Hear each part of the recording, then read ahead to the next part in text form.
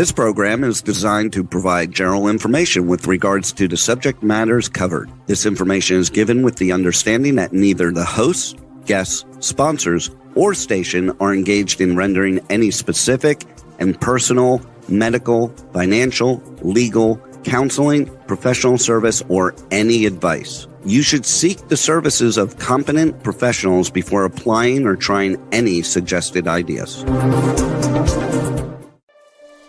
Magazine publisher and entrepreneur Judith Mancini is sharing captivating conversations with experts in their field about the latest trend in our ever-changing world to help you become healthy, wealthy, and wise. Judith Mancini today will spark your interest and inspire you to lead your best life ever. And now, here's Judith. Hey, good morning, everybody, or good afternoon to some of you. I am doing kind of a different show today. I'm not speaking specifically to healthy, wealthy, and wise. I am giving you what I consider my wisdom about what's going on in the United States. And what the title of the show was, What We Stand to Lose Under Socialism. I don't know how many people actually, since they got out of high school or college or whatever, have continued to discover and learn what socialism and communism really are and the difference between them. But today I'm going to only speak about socialism because, as you know, in New York City, a new Muslim mayor, I say Muslim because he was very adamant about saying that when he was elected. He's a Muslim and he calls himself a democratic socialist, which I don't think there is any such thing in my opinion. You're either a socialist or a communist or a patriotic person from the United States. I'm going to try to simplify these things. And remember, they're my opinion, not necessarily that of the radio station or anybody else. They're my opinion. And you could agree or disagree with me, and you can send your comments to info@judithmancinitoday.com. That's a new website, an email. We'll try it out. Who knows what's going to happen? I'm changing everything around for my show, trying to refresh it and do new things, and including the new newsletter that will be coming out shortly that is connected to the podcast. So I was watching the news today to see what was new. There was another plane crash, two of them over the last few days. That one is absolutely horrific, how it exploded. I want to see the maintenance files on that one. The engine fell off as it was on fire. They can't even discover if they've found all the bodies because everything is so burned up. It's just tragic. And they've even found one little child. And I can only think that the child wasn't on the airplane because this was a business federal UPS cargo plane. You don't have kids on those things, but it apparently ran through several small businesses. And I can only imagine that this child was with their mother in one of these small businesses or getting in or out of a car or something. It's so tragic. Things that are going on in our country with these horrible explosions and all. People are trying to bomb ICE headquarters. They're trying to bomb police stations. It's frightening. But here we are. We have the election. And I have to tell you that it's hard to even think about everything that's been going on lately. It's The world seems to be full of hate, except these countries where President Trump has sought peace and ended wars, and they're all thrilled with the United States and President Trump. And then we have this faction in the United States that absolutely hate President Trump, call him all sorts of horrible names, like Nancy Pelosi calling him vile. I mean, this is just disgusting to me. And yes, they've even taken him to court. He's won everything, or they've been dismissed. I've never seen anything like it in my life, in our country or any other. Now, mostly when somebody wants to take over a country, they have a coup going on, a military coup or something like that, where they actually throw the person out of office. Is this going to be next? Please, dear God, forbid this. I just don't trust anybody anymore. I have a lot of friends that are Democrats, and many of them don't even want to discuss what's going on or say they're changing parties, becoming an independent, becoming a Republican, doing who knows what.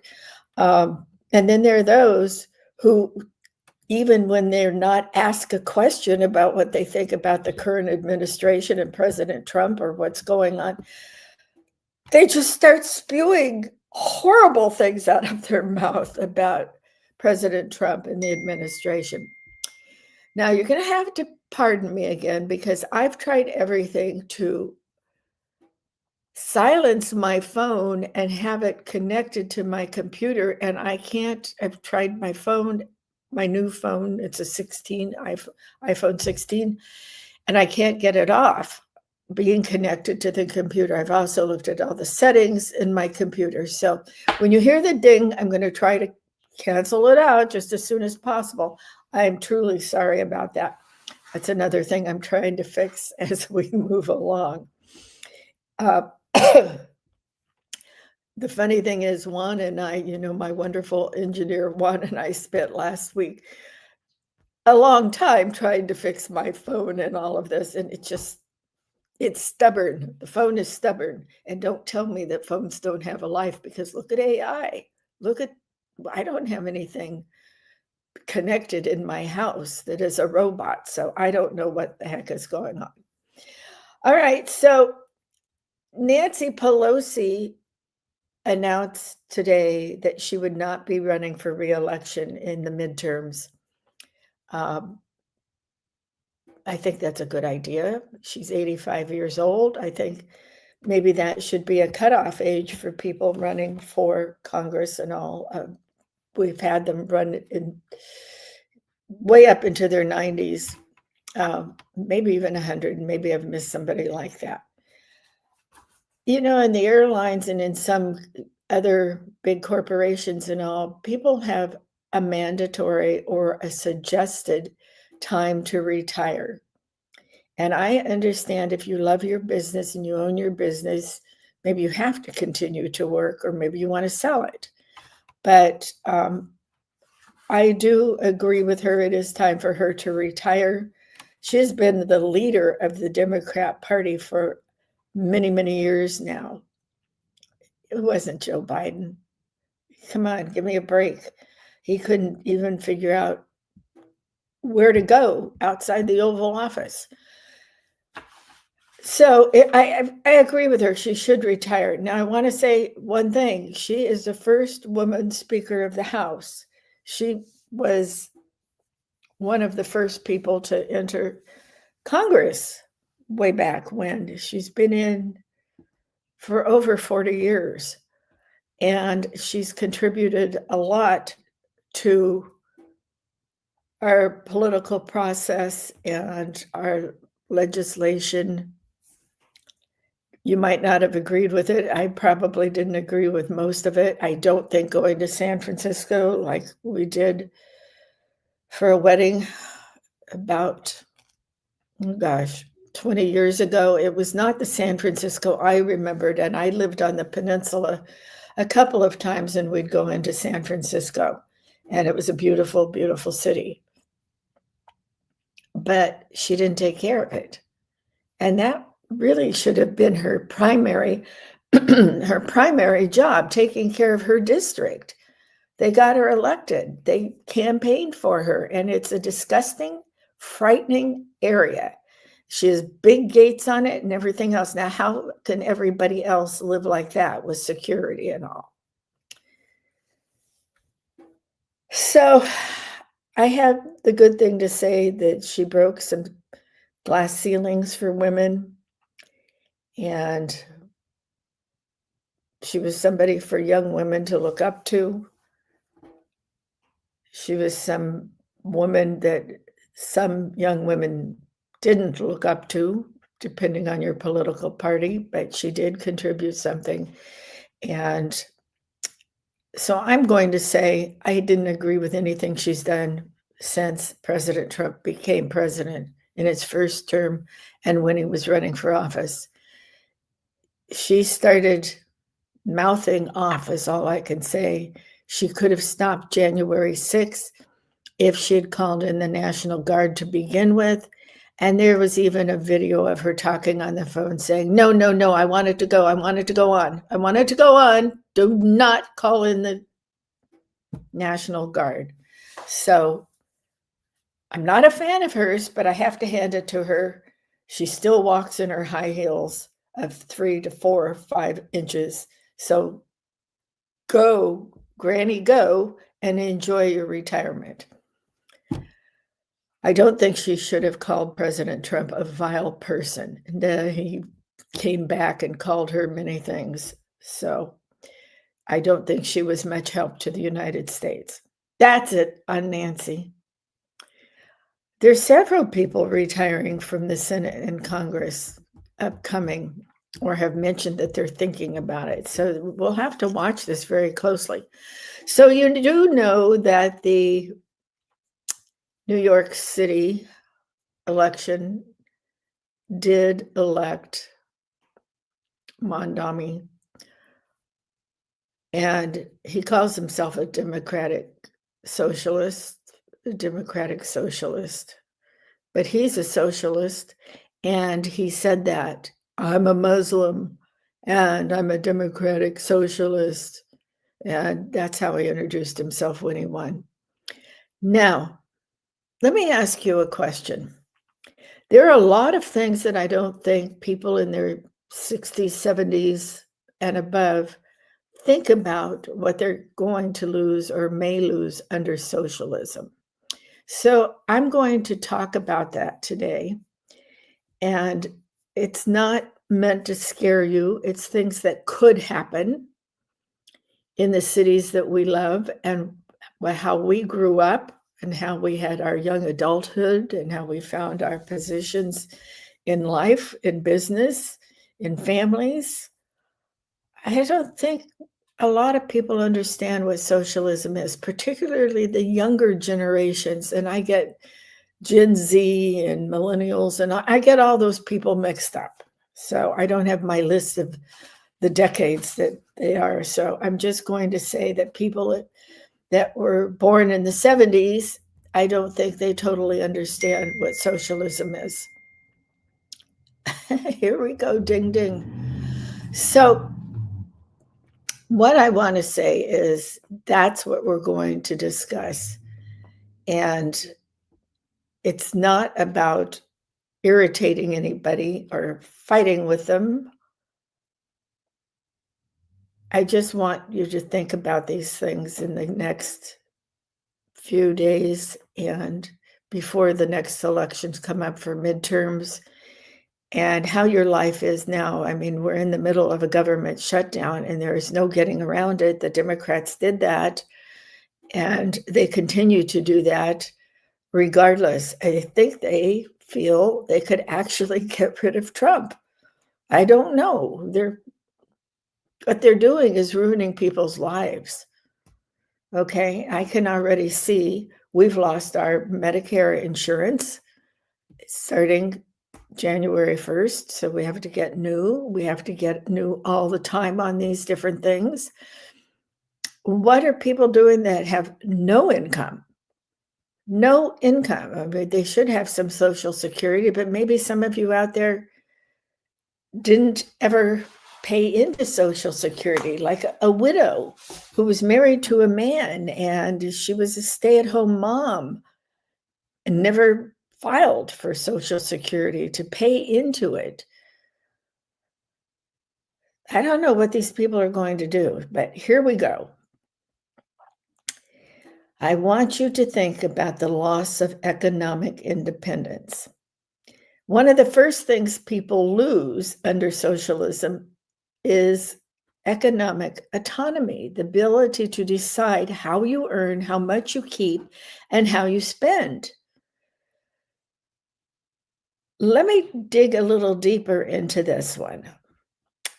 Under socialism, the government steps into the role of primary economic director. It may decide wages, it may control the flow of goods, it may own or heavily regulate businesses. Okay, well, step back from that comment right now that I just told you. Think about Mondami in New York City, what he has sworn to do. He will get rid of rent or lower it so there's no rent control. He will confiscate buildings from people who have been landlords of these buildings and rented the apartments out. I'm not talking about how much they are now or price control in every position that we'll be speaking about. I'm talking about in the apartments. And somebody said, well, these buildings, these high-rise apartments will become looking like Russia in the different Stalingrad. I don't even know if those are the names of the cities in Russia anymore. Moscow. Rows and rows of apartments, and the government runs them. They may be nice or they may be falling apart. Well, some people say that the landlords in New York City need to clean up their act and keep the apartments looking nice and clean and with reasonable rent. So maybe some kind of rent control might be good, but you don't want the role of government in New York City to totally take those apartments away from the owners and give them to the state. Who's the state? Mondami. Has he got his fingers in there? He comes from an absolutely very fortunate, I guess, wealthy family. I don't know anything about his family, and I'm going to be studying that over the weekend. I want to know more about this man. Well, the other thing he's going to try to control is free buses, so you can get on them and go wherever you want to go. I don't know if he'll let people sleep on them. I don't know what he's going to do with them. I don't know who's going to drive them. I don't know if he's doing the same to the subways. Those are already owned by New York City, I believe. What exactly is he going to do with public transportation? If you don't pay for it, who's going to pay for it? Well, I'm coming up to who's going to be paying for things. Just bear with me for a little bit. What about free food? Taking over the grocery stores. The government will take over the grocery stores. And that includes your little bodega on the corner that you went to when you were little, and you'd go get the tortillas or the loaf of bread or the whatever you're getting for the Chinese district of wonton skins, maybe in New York. New York City is a very diverse city. It's a wonderful city. It's the economic center of the world. I see no reason to take over the grocery stores. Hasn't he looked into it? The margin on groceries, if you own a grocery store, it's like 2 to 3%. That's the margin. That's the money you make, 2 to 3%. This guy is just spewing everything that is communistic. Go read something by Marx. That's what he's doing. He's quoting Marx.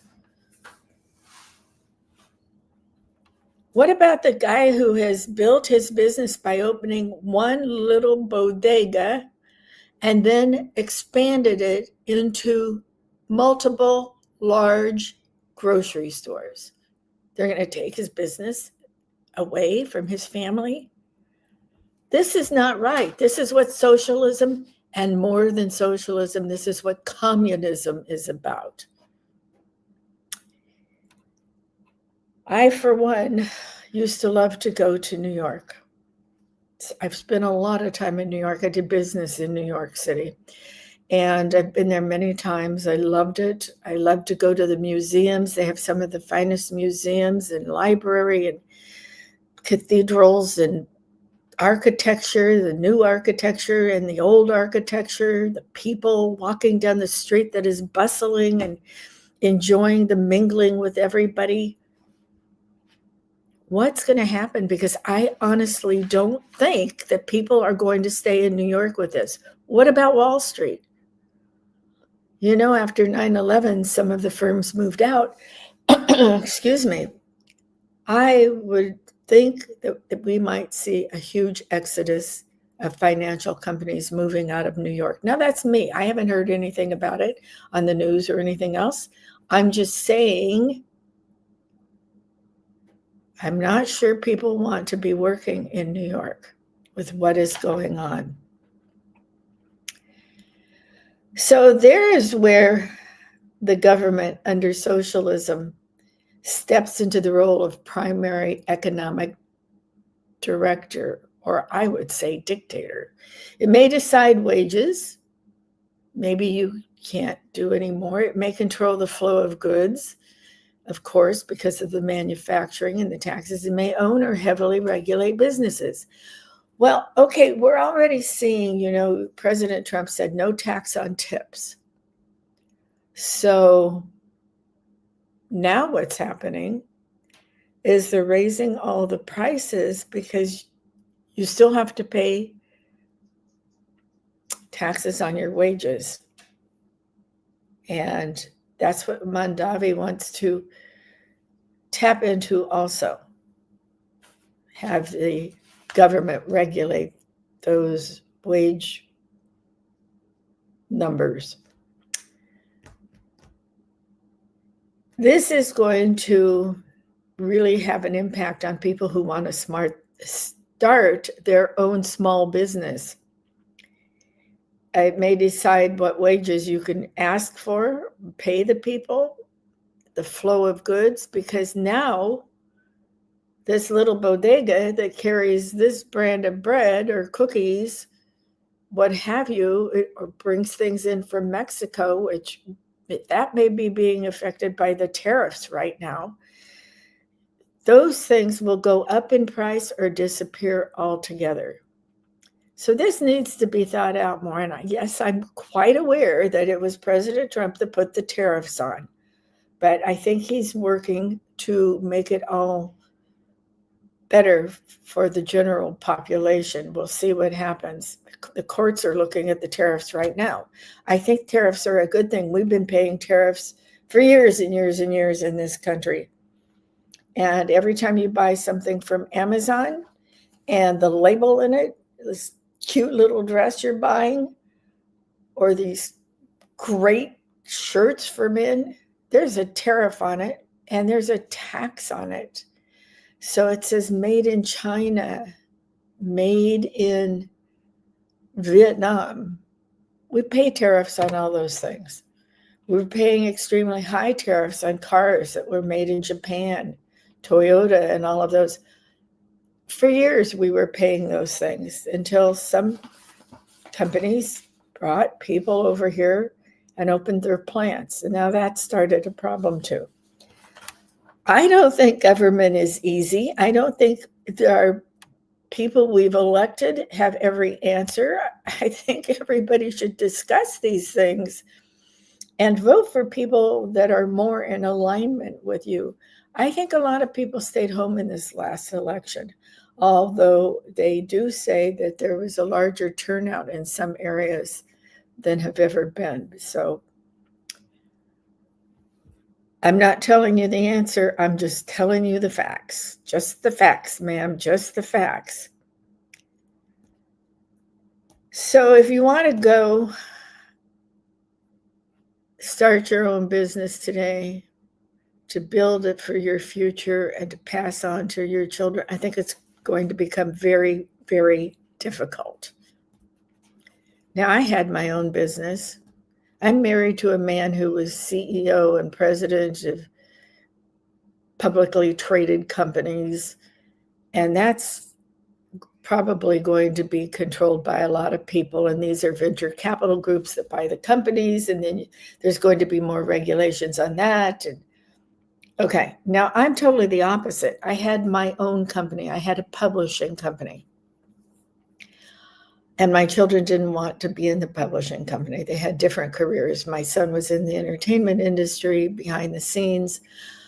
And my daughter is a registered nurse with a bunch of other letters behind her name that I get confused. But she's a great student and she's a great person. And she found an industry that she really liked, helping others. So I didn't need to worry about passing on my business to anybody else.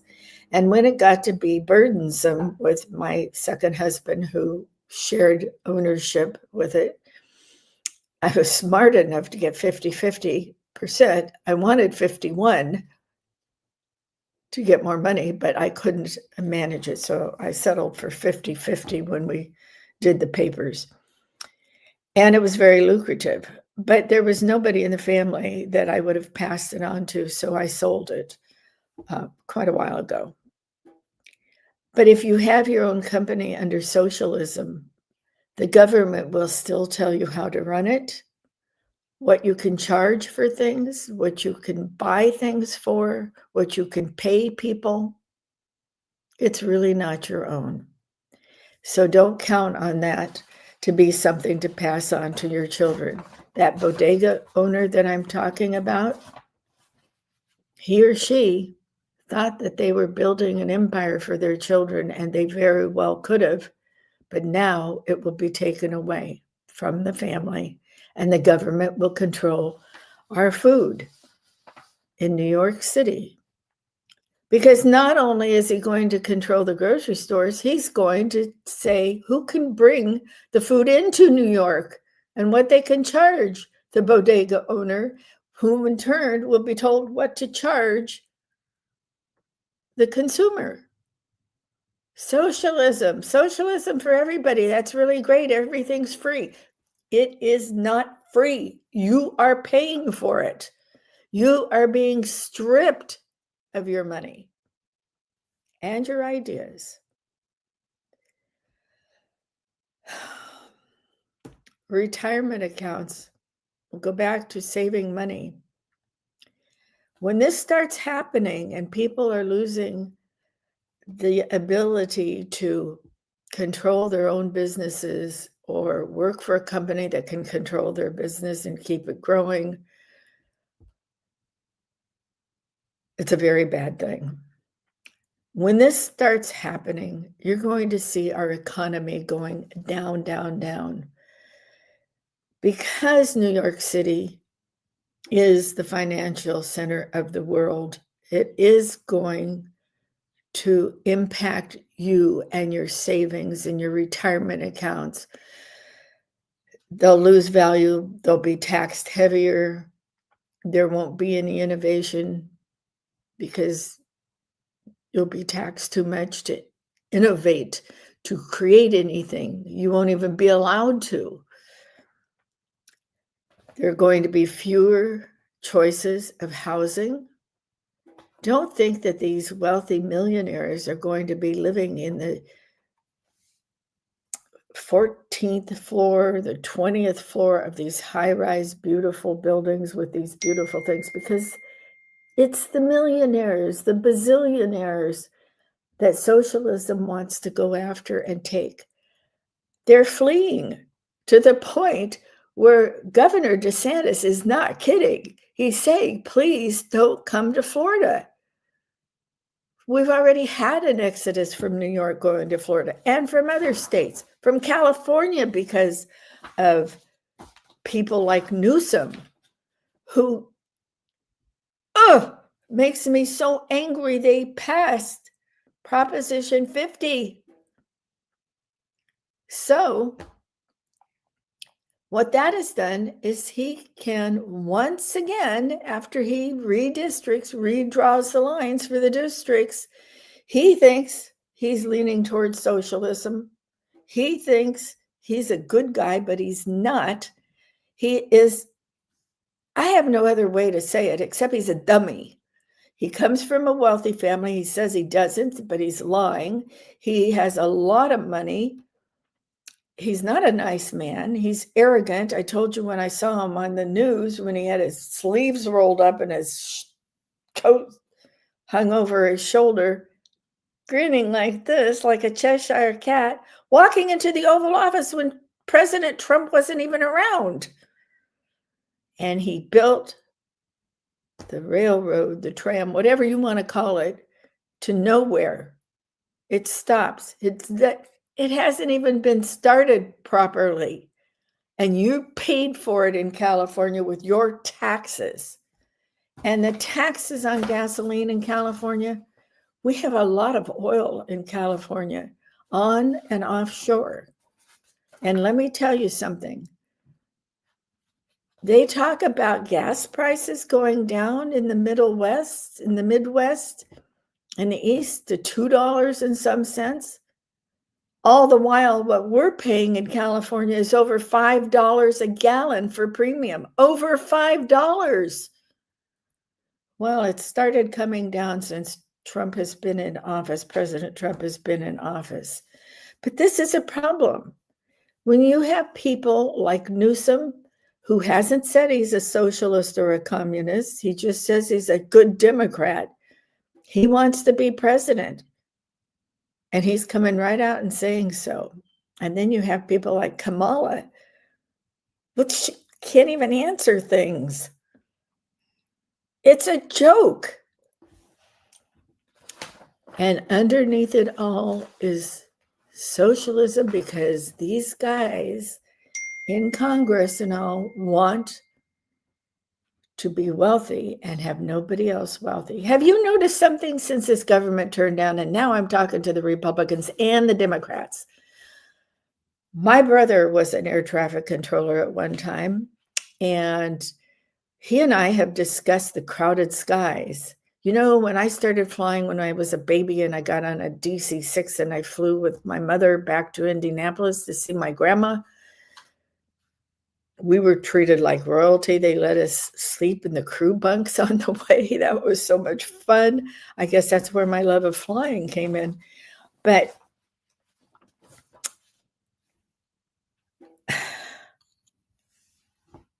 this crowded sky business and not paying the air traffic controllers and expecting them to go to work is nonsense.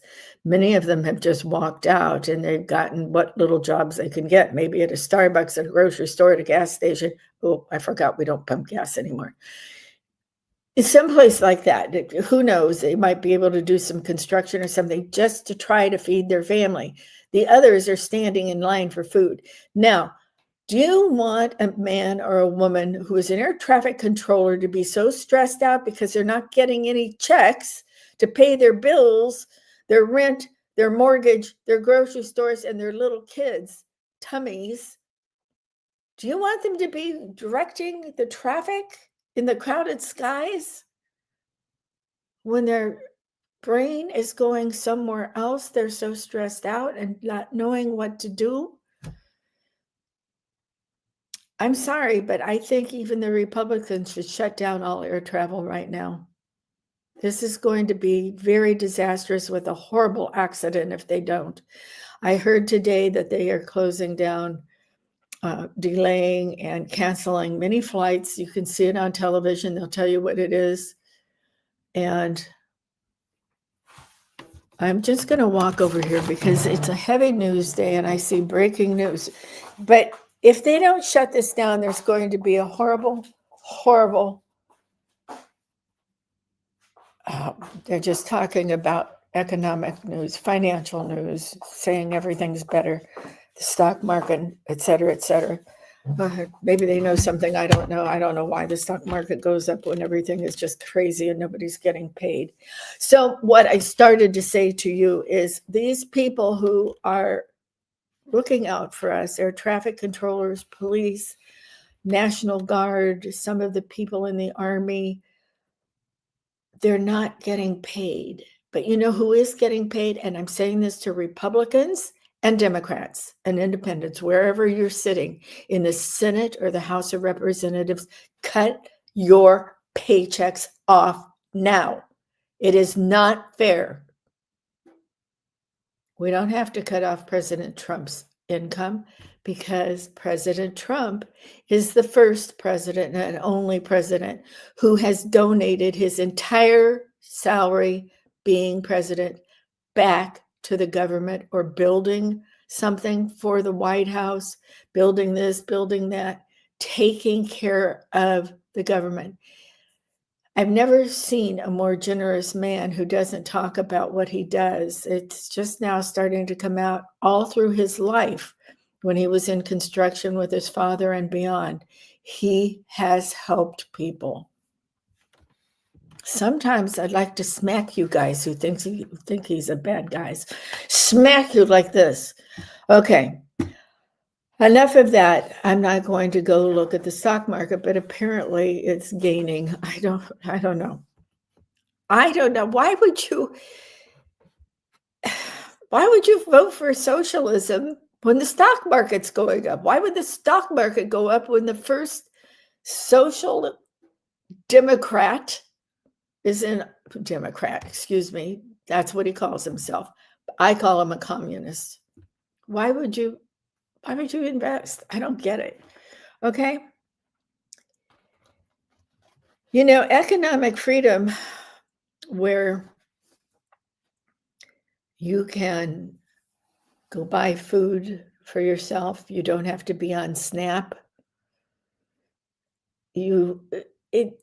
Economic freedom gives you so many things to do what you want to do and all, but the most important thing is it gives you dignity. These homeless people that are walking around and asking for food or asking for a few dollars to go into a McDonald's,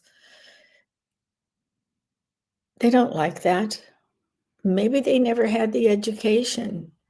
Maybe they were using needles and drugs and they'd like to get off of them.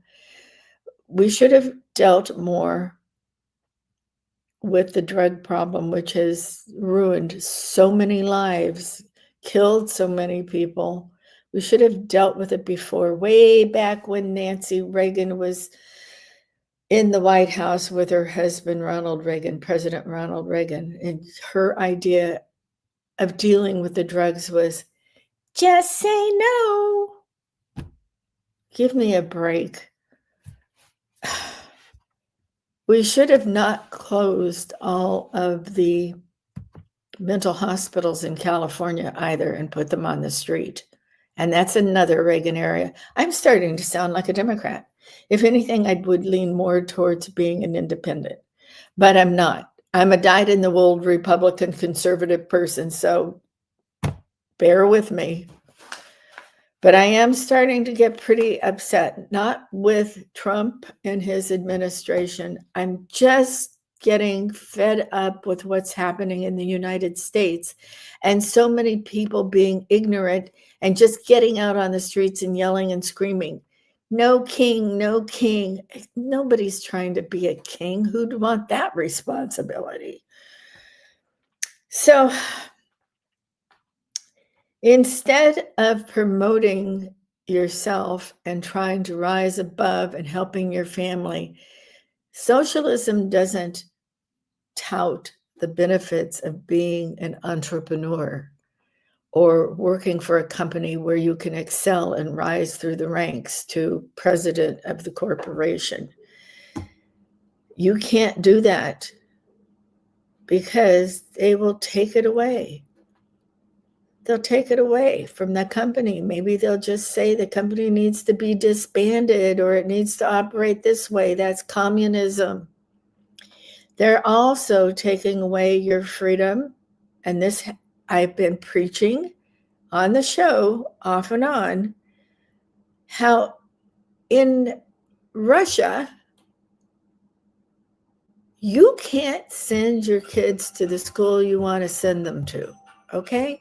The government looks at you. If you want to be a ballerina, you have to start at a very young age, and they have to tell you your child is a wonderful dancer and gymnast, and she can go or he can go to become an Olympic champion gymnast or ballerina. Now, there's a wonderful movie you should watch. It's called The Black Swan, and it delves into this. I saw it many years ago. It explains in a rather harsh way how the communists trick you into having your child and then your teenager and then your young adult be controlled for their career, their schooling, and their career. Go watch it. I was going to say rent it, but no. Look for it on Netflix or some old movie channel or something. Don't get me started on the streaming business and Spectrum and all of that. Drives me nuts. So that's why I want you to think about that.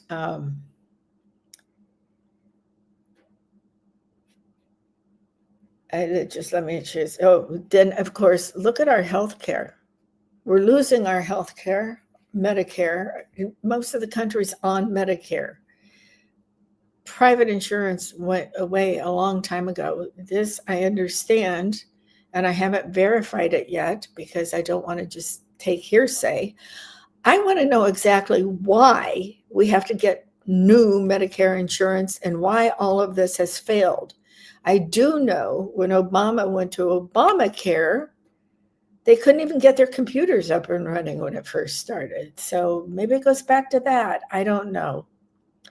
But you no longer can really choose your own doctor. You have to get an okay from the insurance company. You have to get schools okayed by the communist leaders. You have to work at a place where the communists tell you to work. You might have to live in one of those high-rise apartments in New York and be relocated from some other place. Who knows?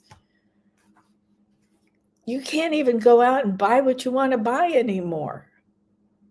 Now, I don't know how they were getting black market Levi's in Russia, but they were, and they sure like those. I don't know what happened to that program. Private property is restricted or removed, and that's exactly what Nabi said is going to be one of the first things he does today. Well, I hope you don't go home and start looking at your portfolio and find out all your rental homes or rental apartments are no longer yours. It doesn't always mean they take your house. It means ownership can become conditional on certain things that you do. So we're going to have to delve into that a little more if we're going to study socialism anymore. Without competition and people starting their own businesses, the quality and the choice disappears. But that's what socialism and communism is all about, getting rid of the individual and the individual thinking and creating. And then all of a sudden you start losing your community and your faith and your identity, because look back in history and see how many times these people have gotten rid of churches or mosques or temples. And now I'm talking about all the time in history. Go back to the Crusades. That was supposed to be Christian. What kind of Christianity goes around killing people? You have to study history in order to know how you want your country, your nation, your life to be run. Because communism and socialism is not the way. Now, I'm going to tell you, when my husband and I lived in Michigan, because he was what I call a takeover artist, he'd go into companies that were private or public, and he would turn them around because maybe the previous team didn't know what they were doing well enough, and they were putting bad policies in view. And he had been very successful with his previous experiences being CEO and president and sitting on the board of companies and all. So he would do that, and we went to Michigan to turn around something he had no idea about, auto parts. My husband doesn't even drive. He hates to drive. So ever since I met him, I've driven him everywhere. But I had a friend in high school, a male friend up the street from me, who was one of my best buddies, and he taught me how to gap the plugs. I'm not going to tell you what that means. You figure it out. I was good at it too. I think most people don't even know what plugs are anymore. Well, you also lose a lot of culture because now you can no longer write what you want. It has to be approved by the government. You can't sing what you want. You can't go out to a party at night and play the music you want. You lose your faith, you use your community, and you lose your own identity. Because what are you now? You can't choose your own friends very readily because you don't know if that person's going to turn on you and tell everybody that you're not obeying the rules. This is deep communism. The next thing you know, you're going to be standing against the wall and you're going to be shot. I'm not kidding you. How many countries around the world have gone like this? What do you think's going on in Ukraine now with Russia? Russia and Ukraine, the war. Putin says this. Zelensky says that. This comes from socialism, communism, and the desire for freedom. People, wake up. Now I've talked to you about all these different things. I'm not saying we're going to become a communist country because one city elected one and he denies he's a communist, but just watch what happens. I'm not telling you that this is the downfall of the United States because I was born in the USA. I love the USA. And some of my friends weren't born in the USA, and I love my friends. My husband wasn't born in the USA. He was born in Italy. My other friends were born in Mexico. I love my friends. Some were born in Spain. Some were born in South Korea. I have a very good friend of my son's who's always been a friend of mine, but so supportive of me since I lost my son. He's in South Korea, and we communicate on a regular basis. I love my friends. I don't want to lose my friends, and that's why I don't want somebody telling me how I can pray, what I can eat, what I can buy, what I can own, how many children I can have. By the way, China's in big, deep poo-poo because they don't have enough men. Okay, so that's it for today. It's not a prophecy. It's a reminder to get out your books, get on the internet, start studying and learn what these different socialism, communism, democracies, a republic, learn what they are, all right? Thank you for joining me today. I'm going to quit just a tiny bit early because I have an appointment I have to get to. But I want to tell you, I'm very grateful for you listening to me and going on to YouTube and any of the other platforms where we have reruns. And stay tuned because I'm coming out with my newsletter. It's going to be called Let's Live, over my what I call natural health, integrative health, all of the different kind of ways to take care of your body. It was called Let's Live, and it had a circulation of 1,000,007. It was the biggest health magazine in our country and internationally.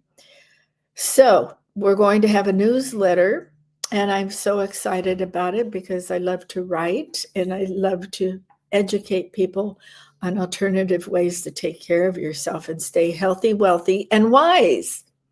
Okay, tune in to JudithManciniToday.com Thursdays at 9 a.m. And you can listen, it's scrolling around the bottom. We're also going to talk about LifeWave, my latest discovery that I'm so thrilled about. I just want to share it with all of you. So remember this. Thank you for tuning in today, and cherish yesterday, dream tomorrow, and live today. Thank you.